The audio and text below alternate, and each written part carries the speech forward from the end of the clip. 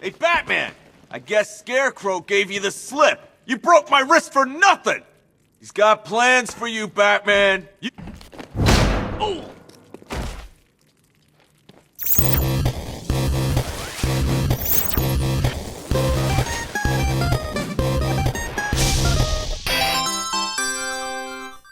Batman Arkham Knight has finally come to store shelves after a long delay that kind of made a lot of people sad, myself included, because not only am I a big Batman fan, I'm just a fan of good games, and I've liked each of the previous Arkham games. And although the gameplay of Arkham Origins was still fun, I just wasn't really that invested in the story of that game. I didn't find it very interesting. And so I was really excited to find out that Rocksteady was returning to make Batman Arkham Knight, and you know what? It's also rated mature.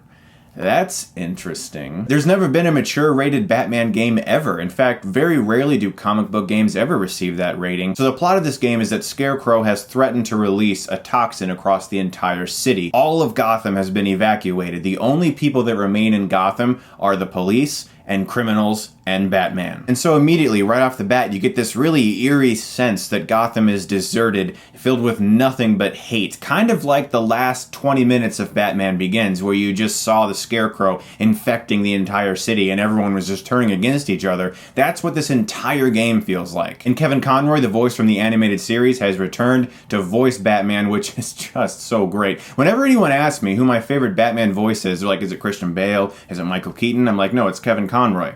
And if they say, who's Kevin Conroy? I'm like, I'm not going to talk to you anymore because it's Batman! And of course, the most unique new thing about this game is the fact that you can drive the Batmobile. You can actually get inside the friggin' Batmobile and tear ass around Gotham. There's also a battle mode for the Batmobile where you turn into this tank and face off against various enemy drones. And if you are shooting at criminals who are on foot, you shoot these like rubber pellets. So you're still not killing people technically, although you're causing a lot of damage. Now, some people are really not enjoying the Batmobile, which I can understand.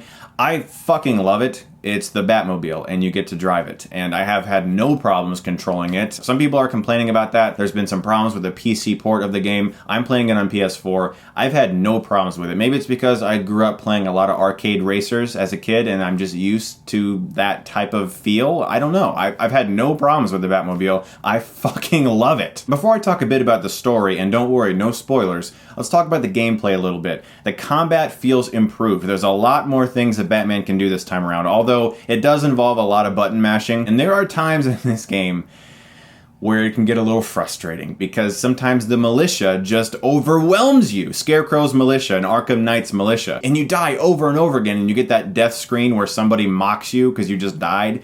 It can get rather hard to deal with. Let me just put it this way. My wife was downstairs. I was upstairs playing the game, and she asked me if I was okay. I was like, yeah, I'm just really annoyed with the Riddler right now, hun. The Riddler keeps mocking me. Just let me play. And that's one of the most annoying aspects of this game, is once you actually beat the main story, you then have to do various things to get the 100% ending, including a lot of Riddler challenges and a lot of Riddler races. And I like the Riddler challenges you do on foot. You're trying to rescue Catwoman. She's been imprisoned by the Riddler. She has this bomb necklace on her, and you have to do these various tests of physics or weight or number memorizations, things like that. Those are a lot of fun. You have to team up with Catwoman to solve these things. I love those. Then there are these Riddler racetracks with the Batmobile, and I wanted to claw my eyes out. Because not only do they get unusually difficult, but as you fail or mess up on something, the Riddler continuously antagonizes you, and I was like, shut the fuck up, Riddler! That's by far the most negative I'm going to get in this review, because that was really the only thing about this game that bugged me. The aspects of getting all those little things to get the 100% ending. But not only is this a really great Batman game, it's a really great Batman story.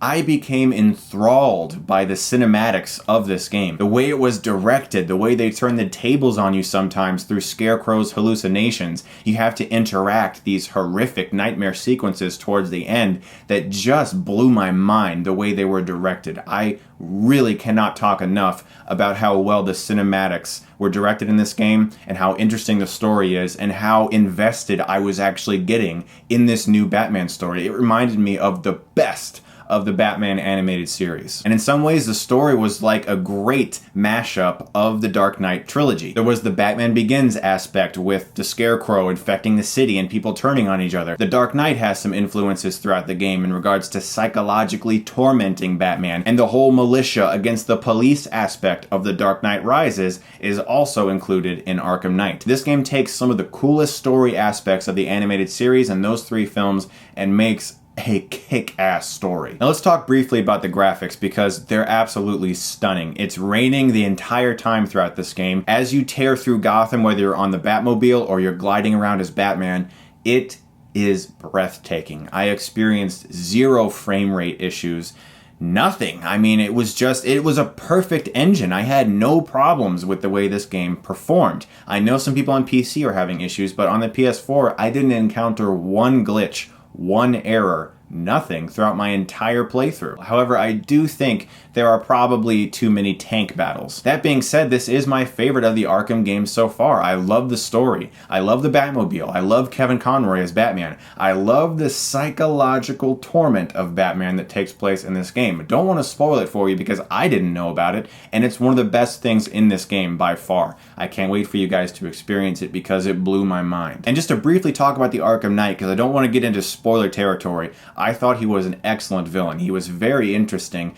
I was always wondering, like, is it who I think it is? Like, and then it was who I thought it was, but I still liked the fact that that went that way. I know some people aren't fans of the eventual reveal. I think it's awesome. I think it works in this game. Maybe not necessarily in the comic book lore, but in this game, it worked really well, I think. The story elements, the cinematics of this game hooked me. I mean, when I grew up, it was like Superman 64, Batman Dark Tomorrow. I mean, that's the kind of superhero games we had when I was a kid. Let's not take it for granted. They're making some kick-ass friggin' superhero games now, and I'm so glad I get to live in one of the best time periods ever for the character of Batman. I'm gonna give Batman Arkham Knight a 9.5 out of 10.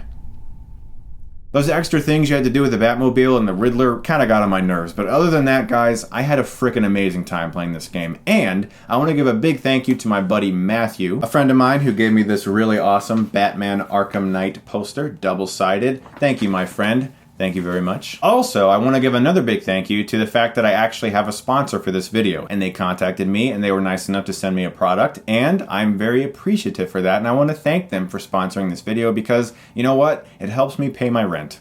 Plain and simple. Harrys.com was started by two guys who are very passionate about what they do. The shipping is always free, and I have a special offer to give my viewers a discount code, which is going to be the word Stuckman, if you want to go to Harrys.com. Harry's Truman set is just $15. It includes the razor, 3 blades, and your choice of Harry's shave cream or foaming shave gel. As an added bonus, you can get $5 off your first purchase with my code Stuckman. That's right, Stuckman. You can get the entire month's worth of shaving supplies for just $10. And there's a link in the description code for you if you would like to experience that. Thank you very much to Harry's for sponsoring my videos. It's a big help to me, and thank you guys for watching this review. I love you. You guys are the best. Thank you so much, as always, for watching. And if you like this, you can click right here and get Stuckmanized.